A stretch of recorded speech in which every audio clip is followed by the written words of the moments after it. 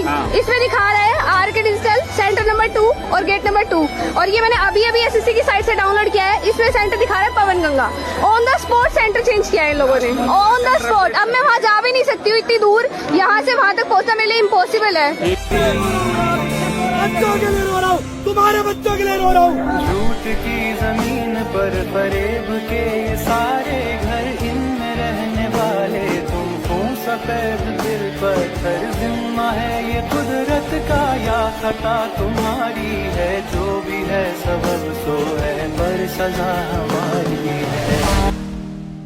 The issue is that there are millions of students in this country who are extremely concerned at what is going on and who are convinced that the Indian examination system is a fraud. That is what is at stake here. Millions of people believe that if you are rich and if you have money, you can buy the Indian examination system. And by the way, and this is the same feeling that the people in the opposition have.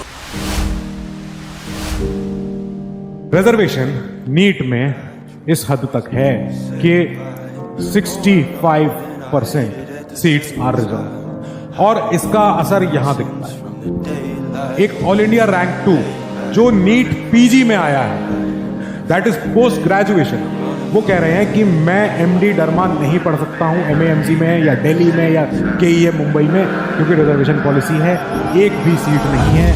यार वो रो रहा है India के rules की वजह से। सोचो, जब मेहनत के बाद भी सिस्टम सपोर्ट न करे तो कैसा लगता है? क्यों? क्योंकि उससे कम टैलेंटेड बंदा गवर्नमेंट का पूरा सपोर्ट ले रहा है, और ये बस एक जनरल कैटेगरी का आदमी जिसके लिए कुछ नहीं।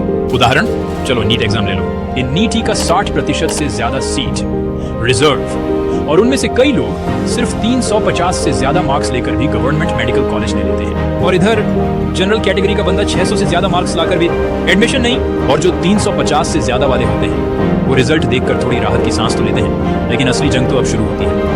कॉलेज ज्वाइन तो कर लेते हैं नए सपनों और उम्मीदों के साथ, एक नई शुरुआत की उम्मीद में, लेकिन प्रेशर संभाल नहीं पाते। पढ़ाई का बोझ, लगातार एग्जाम्स और परिवार की उम्मीदें सब मिलकर दिमाग पर भारी पड़ने लगती हैं। कुछ तो बीच में छोड़ के चले जाते हैं। सपनों का बोझ इतना भारी हो जाता है कि कई बार रास्ता छोड़ना ही आसान लगता है। और जो 5 साल तक टिक जाते हैं उनके लिए गवर्नमेंट जॉब पक्की, क्योंकि इधर भी वही इंडियन रूल्स। और दूसरी तरफ 620, 630 या उससे ज्यादा स्कोर वाले अपना प्राइवेट चैम्बर खोलने पर मजबूर। ये है हमारा इंडिया, और ये सिर्फ एक उदाहरण था। इंडिया के हर गवर्नमेंट सिस्टम में यही पॉलिसी चल रही है। 5 घंटे चलने वाली मस्कीटो कॉइल के लिए कितने सवाल करते हो? इसमें धुआं तो नहीं आएगा, ये बदबू तो नहीं देगी, इससे मच्छर तो मरेगा ना। लेकिन 5 साल तक अपनी सरकार चुनते वक्त एक सवाल नहीं करते, कुछ नहीं पूछते, बिल्कुल नहीं। और इसलिए मेरी डिमांड है ये उंगली, धर्म, पैसा, जात पात, धर्म, संप्रदाय के लिए वोट देने की बजाय जो आपसे वोट मांगने आए आप उससे सवाल पूछो उससे कि अगले 5 साल तक तुम मेरे लिए क्या करोगे? मेरे बच्चों की शिक्षा के लिए क्या करोगे? मुझे नौकरी दिलाने के लिए क्या करोगे? मैं अगर बीमार पड़ गया तो मेरे परिवार के लिए क्या करोगे? अगले 5 साल तक तुम मेरे देश को आगे बढ़ाने के लिए क्या करोगे? पूछो।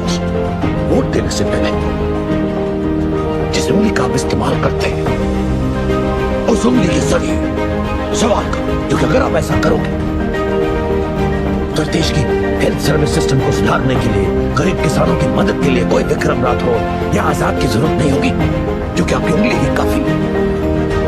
क्योंकि आपकी उंगली में बहुत ताकत है। और पता, मेरी डिमांड पूरी करोगे तो आजादी किसको मिलेगी? आपको सबको। Wake up to reality. अगर हमें इलेक्ट्रॉनिक डेटा मिल जाए, हम साबित कर देंगे कि हिंदुस्तान का प्रधानमंत्री चोरी करके प्रधानमंत्री बना है।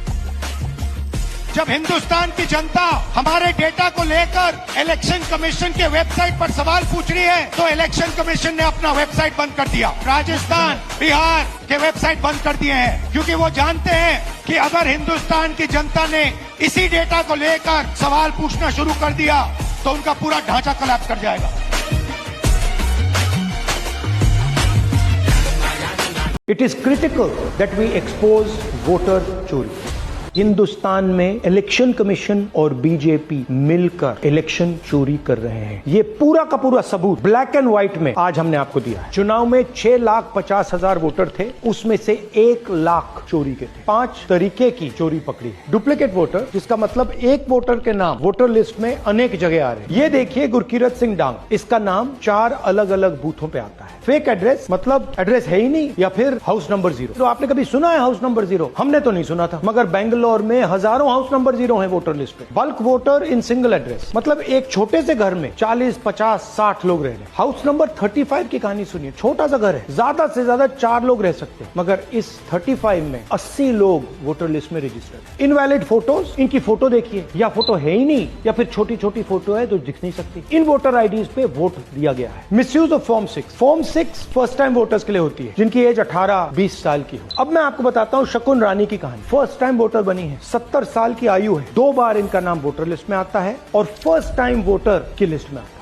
ये फर्स्ट टाइम वोटर हो ही नहीं सकती। तो क्या शकुन रानी जी ने वोट किया या किसी और ने शकुन रानी जी के लिए वोट किया? हमने ये रिसर्च सिर्फ एक लोकसभा में, एक विधानसभा सीट में की, मगर मुझमें अब पूरा भरोसा है कि ऐसी 100 से ज्यादा सीटें हैं हिंदुस्तान में। जो यहां हुआ है उन सीटों में भी हुआ है। और याद रखिए, अगर बीजेपी को 10-15 सीटें कम आती तो आज नरेंद्र मोदी प्रधानमंत्री नहीं होते, इंडिया गठबंधन की सरकार होती।